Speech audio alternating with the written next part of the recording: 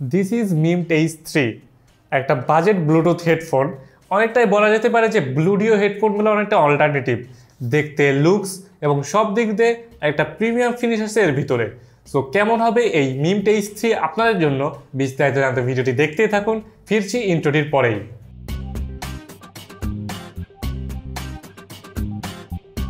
আসসালামু আলাইকুম গাইস, কি অবস্থা সবার? আশা করি সবাই ভালো আছেন এবং সুস্থ আছেন। আজ আপনাদের জন্য থাকছে মিমট H3 এর রিভিউ। আর আমাদের আজকের রিভিউটি স্পন্সর করেছে গ্যাজেট ভান্ডার।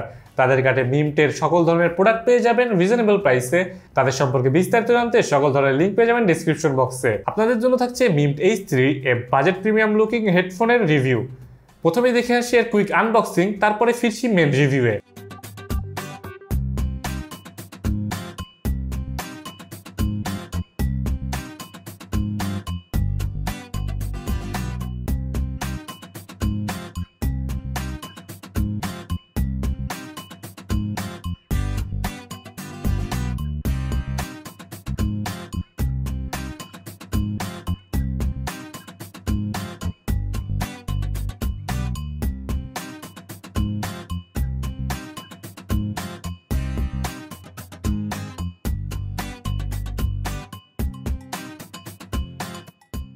ছোট্ট আনবক্সিং এর পরে এবার ফিরে আসি এর রিভিউয়ে। প্রথমেই কথা বলি এর লুকস এবং ডিউরেবিলিটি নিয়ে। লুকসের দিক দিয়ে এক কথায় প্রিমিয়াম একটি প্রোডাক্ট, কোনো দিক দিয়ে কমতি থাকছে না।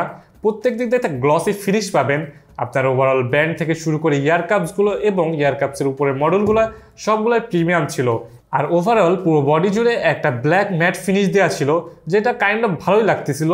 তবে এর সাপোর্ট ব্যান্ডগুলোতে অনেকটা ক্রোম অ্যালাক ফিনিশ দেওয়া হয়েছে, আর এখানে একটা সিলভার অ্যালাক ফিনিশ, যেটা দেখতে একটু চিপ চিপ লাগলেও মোটামুটি ওভারঅল অ্যাস্থেটিক্সের সাথে অ্যাভারেজ যায়। খুব একটা ভালো লাগছে না, খুব একটা খারাপও লাগছে না।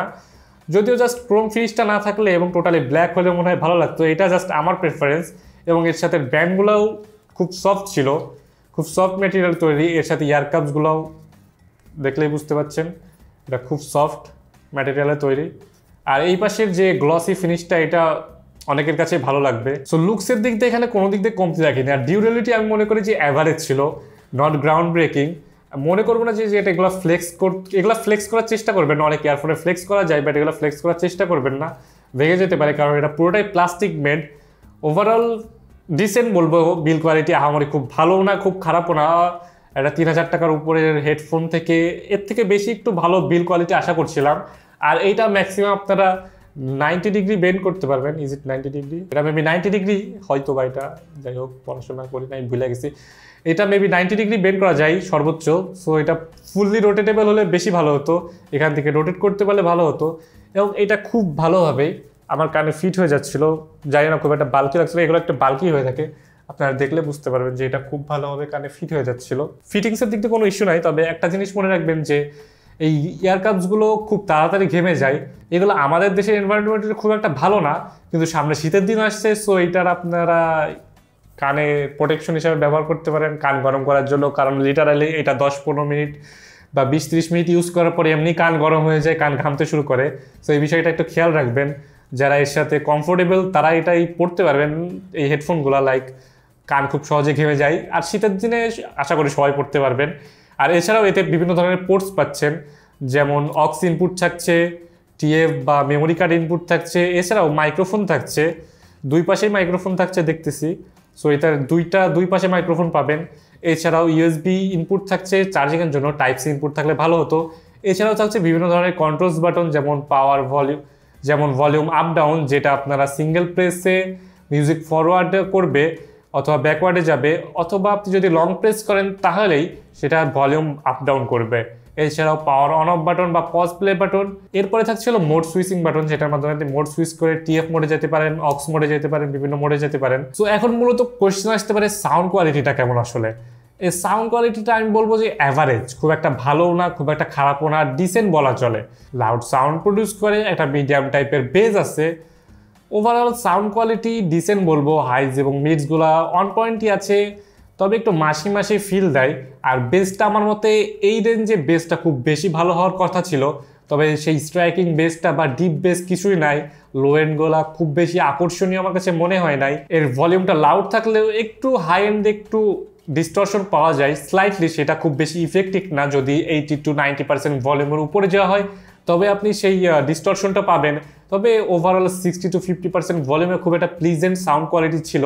তবে একটা ইস্যু আমি ফেস করেছি, যেটা আমার পার্সোনাল ইস্যু মনে হয়েছে, এটা অনেকের ক্ষেত্রেই হবে, সেটা হলো এটা খুব তাড়াতাড়ি কান ঘেমে যাচ্ছিল। এর ইয়ারকাপসগুলো কমফোর্টেবল হলেও আমার কাছে সব থেকে সুইটেবল মনে হয় নাই। এতে কান খুব তাড়াতাড়ি গরম হয়ে যাচ্ছিল এবং ঘেমে যাচ্ছিল। এই বিষয়টা আমার কাছে একটু খারাপ লেগেছে। সো ওভারঅল মনে করি সাউন্ড কোয়ালিটি ডিসেন্ট মনে হয়েছে আমার কাছে। সো আমার কাছে কেমন লেগেছে এটা আমি আপনার কাছে ক্লিয়ার আউট করলাম। যদি আপনার সুযোগ থাকে কেনার আগে অবশ্যই এগুলো চেক করে দেখবেন, কারণ সাউন্ড কোয়ালিটি বা সাউন্ড প্রেফারেন্স এক একজনের এক এক রকম। আমার কাছে যেটা মনে হচ্ছে সেটা আপনার কাছে নাও মনে হতে পারে। সো এই জিনিসটা মাথায় রাখবেন। সো অবশ্যই কেনার আগে সাউন্ড চেক করে নেবেন নিজের অনুযায়ী যে আপনার কাছে ভালো লাগছে কিনা। সো সাউন্ড কোয়ালিটি আমি বলবো অ্যাভারেজ। জাস্ট যারা লাউড ভলিউম পছন্দ করেন আর টুকটাক বেস নিয়ে যাদের মাথা ব্যথা নেই, যারা ভোকাল শুনতে পছন্দ করেন, ও হ্যাঁ ভোকাল থেকে মনে পড়লো যে এটা ইউটিউব ভিডিওর জন্য খুব ভালো। যারা ইউটিউব ভিডিও দেখতে পছন্দ করে, সারাদিন ইউটিউব ভিডিও দেখেন, তাদের জন্য একদম সুইটেবল হবে। অথবা জিম টিম জগিং টগিং লাইট জগিংয়ের জন্য মনে করেন যে আপনি জগিং করলে তো এমনি আপনি ঘামবেন, তখন কান ঘামলেও তো কোনো ধরনের ইস্যু নাই। সো সেই সব ইউজের জন্য এটা ভালো হবে। সো মনে করেন যে এটা সবার জন্য না, যারা জিম টিম করেন, ইউটিউব ভিডিও দেখতে পছন্দ করেন আর কান সহজে ঘামে না, তাদের জন্য বেস্ট হবে। আর এর একটা ভালো বিষয় হলো ব্যাটারি লাইফটা টেনে টুনে 3-4 ঘন্টার মতো চলে যাচ্ছিল, যা আমার মনে হয় এটা থেকে অ্যাভারেজই বলা চলে। এটা ডিসেন্ট, আপনি চালিয়ে নিতে পারবেন এই ব্যাটারি লাইফ দিয়ে। সো সব দিক দিয়ে মনে করেন যে ওভারঅল একটা ডিসেন্ট প্যাকেজ। আর এটার কারেন্ট প্রাইস আপনারা ডেসক্রিপশন বক্সে পেয়ে যাবেন অথবা লিঙ্ক পেয়ে যাবেন কারেন্ট প্রাইসের। সো প্রাইস ওঠানামা করার জন্য আমরা প্রাইসটা মেনশন করি না, অবশ্যই প্রাইসটা চেক করে নেবেন। সো এই ছিল মিম্ট H3 এর ফার্স্ট ইমপ্রেশন এবং একটা শর্ট রিভিউ। আমার ইউজের জন্য যে মনে হয়েছে, যারা ডিসেন্ট ইউজার এবং যারা বেস খুব একটা পছন্দ করেন না এবং যারা ইউটিউব ভিডিও এবং জগিং এবং জিমের জন্য ইউজ করতে যাচ্ছেন, তাদের জন্য এটা ভালো কম্বিনিয়ন হবে। সো যদি আপনার পছন্দ হয়ে থাকে কিনতে পারেন চাইলে, আর যদি না পছন্দ হয় কিনবেন কি কিনবেন না এটা পুরোটাই আপনার উপর। সো এই ছিল মিম্ট H3 নিয়ে আমার বিস্তারিত। আশা করি সবার ভালো লেগেছে এবং কেমন লেগেছে অবশ্যই কমেন্ট করে জানাতে ভুলবেন না। আজ এই পর্যন্তই। আশা করি সবাই ভালো থাকবেন এবং সুস্থ থাকবেন। আবার নতুন কোনো ভিডিও নিয়ে আপনাদের সামনে হাজির হয়ে যাব। Till then Rezwan signing of.